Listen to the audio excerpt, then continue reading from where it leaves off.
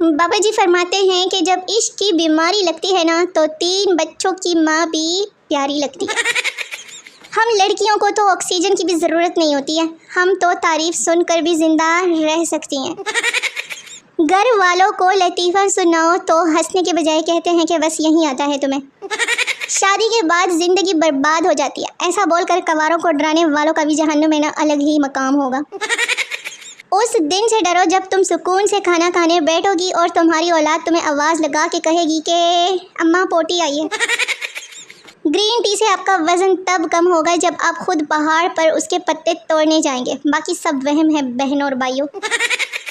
Enjoy تو ٹھرکی طبقہ کر رہا ہے، عاشق بیچارے تو کمنٹ بھی ڈر ڈر کے کرتے ہیں کہ کہیں جانو دیکھ ہی نہ لے۔ ان کو بھی گوشت والی عید پر گوشت بیچنا ہوتا ہے جنہوں نے ہماری زندگی کا قیمہ بنایا ہوا ہوتا ہے۔ اور گھر میں سارا دن ایسے برتن دھلواتے ہیں مجھ سے، مجھے تو شک ہے کہ میری شادی پر بھی امی کہیں گی کہ یہ جاتے جاتے برتن دھوتی جاؤ بس بیٹا۔ ان بارشوں سے کہہ دو کہیں اور جا کے برسے، ہماری چائنا کی چپلیں ہیں، ہم تلک جاتے ہیں۔ کچھ لوگوں کو تا حیات اعتکاف میں بیٹھنا چاہیے تاکہ لوگ ان کے شر سے محفوظ رہیں۔ لڑکی کو پتہ بھی نہیں ہوتا اور لڑکے کے دوست اسے بابی کہنا بھی شروع کر دیتے ہیں۔ فریج میں رکھے ہوئے مٹھائی کے ڈبے میں سے جب تک گلاب جامن ختم نہیں ہوتے پتہ نہیں کیوں مجھے بار بار پیاس لگتی ہے۔ لیلا مجنو خود تو مر گئے، اپنے دکھ کی بچے فیس بک پہ چھوڑ گئے جو دن رات دکھ کی شاعری کرتے رہتے ہیں۔ ہمارا دور اور تھا، ہم اپنی ماؤں کے لیے میخ تھی، جہاں مائیں ٹوک دیتی تھی ہم ٹک جاتی، اور ہم سپرنگ پیدا کریں گے، اگر ٹوکنے کی کوشش کریں گے تو آگے سے اچھل کر ہماری نسوں میں لگے گی۔ کافی دنوں سے گھر میں فارغ بیٹھی تھی، امی نے کہا سلائی کڑھائی کا کام ہی سیکھ لو، آج الحمدللہ ٹک بسکٹ پر کڑھائی کر کے اپنی درزی کی کیریئر کا آغاز کر دیا۔ پاکستان میں 4 موسم ہے لیکن لگتا ہے کہ اس دفعہ گرمی نے اپنے 4 حصے علیحدہ کر لیے، گرمی، وحشی گرمی، حبشی گرمی، حبسی گرمی۔ ایک تو گرمی سے پہلے تنگ ہے، اوپر سے یہ چپکلیوں کے بچوں نے تنگ کیا ہوا ہے، انہیں سمجھ ہی نہیں آتا کدھر جانا ہے کدھر نہیں۔ دکھ یہ ہے کہ ہم سے مارے بھی نہیں جاتے۔ بیوی، تم مجھ سے کتنا پیار کرتے ہو، شوہر شاہجہاں جتنا۔ بیوی، شاہجہاں نے تو اپنی بیوی کے مرنے کے بعد اس کی یاد میں تاج محل بنایا تھا، کیا تم بھی میرے لیے تاج محل بنواؤ گے؟ شوہر، میں نے تو پلاٹ بھی لے لیا ہے تھا اور بس تم ہی دیر کر رہی ہو۔ بیوی کا ہاتھ لگنے سے گلدان ٹوٹ گیا، 2 گھنٹے کے لڑائی کے بعد یہ ثابت ہوا کہ 2 سال پہلے شوہر نے گلدان غلط جگہ پہ رکھا تھا۔ دل کی بہت اچھی ہوں میں، بس غصے میں نا میں تھوڑا سا ادھر ادھر نکل جاتی ہوں۔ لاہور والے کہتے ہیں ساڈا لاہور ہے، ملتان والے کہتے ہیں ساڈا ملتان ہے، لیکن پتہ نہیں قصور والے کیوں نہیں کہتے کہ ساڈا قصور ہے۔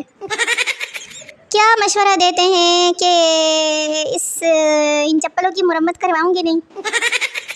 اس گرمی میں صبح کا نکلا ہوا رات کو گھر لوٹے نہ تو اسے بھولا ہوا نہیں بلکہ اسے ایسے بنا ہوا کہتے ہیں۔ کیا آپ جانتے ہیں کہ شیر مخلوقات میں سے صرف اپنی بیوی سے ہی ڈرتا ہے، کسی اور سے نہیں؟ بس آپ بھی اگر اپنی بیوی سے ڈرتے ہیں نا تو گویا آپ بھی شیر ہیں۔ کچھ لوگوں کے منہ کے ساتھ ہی نیل کٹر لگا ہوا ہوتا ہے، نیلز کا یہ حال ہوتا ہے ان کے۔ دنیا سے کیا گلا، ہم خود بڑے دھوکے باز ہیں تو۔ قبر کے سارے سانپ تو مجھے رشتہ داروں کی حالت میں زندگی میں ہی مل گئے۔ جتنے گرے ہوئے لوگ ملے نا، اتنے گرے ہوئے گھر پیسے مل جاتے تو آج میرا امریکہ میں اپنا فلیٹ ہوتا۔ شیطان کچھ نہیں کرتا بیٹا، آپ خود ہی بڑے ڈیش ہوتے ہو۔ جو لوگ آپ کو دعاؤں کی جگہ چغلیوں میں یاد رکھتے ہیں نا وہ ہمیشہ رشتہ دار کہلاتے ہیں۔